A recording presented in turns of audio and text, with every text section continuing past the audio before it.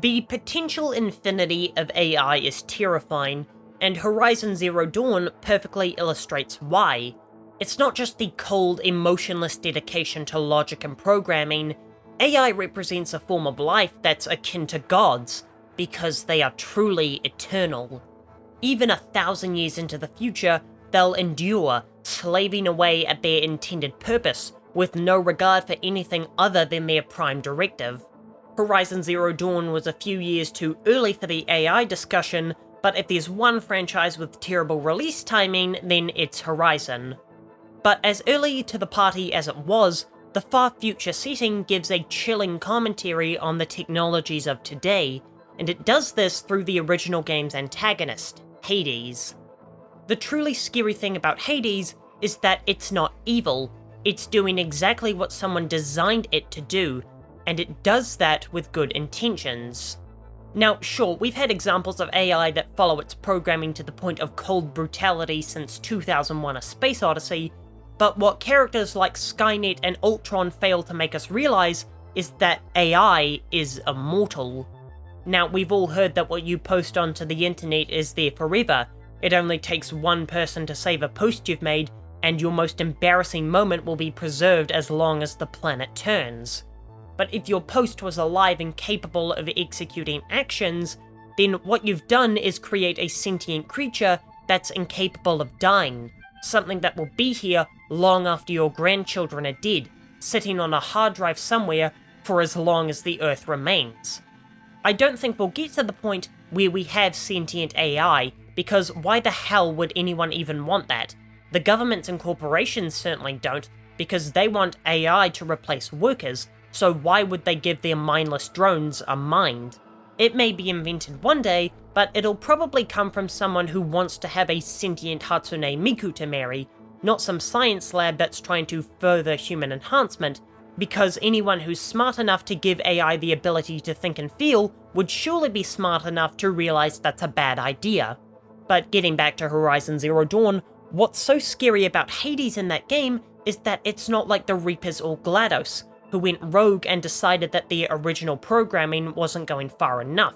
Hades is doing exactly what it's designed to do: restart the biosphere in case of failure. It's a completely necessary feature in case Gaia doesn't get it right on the first try. I mean, how many times do you have to get ChatGPT to regenerate and iterate on your prompt?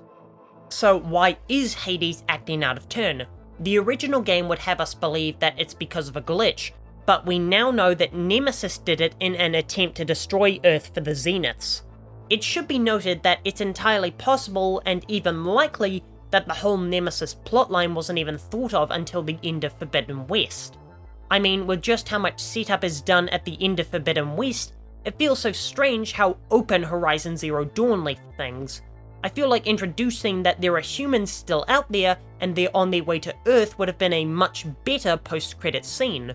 So I'm inclined to believe that the original storyline was that Hades did glitch out in the same way the Pharaoh Plague did, but I obviously don't know that. The point is, Nemesis is a collection of the negativity of the Zeniths, something that isn't emotionless like the AI we know. It truly hates humanity. So if we look at it through that lens, then Hades is nothing more than a nuke.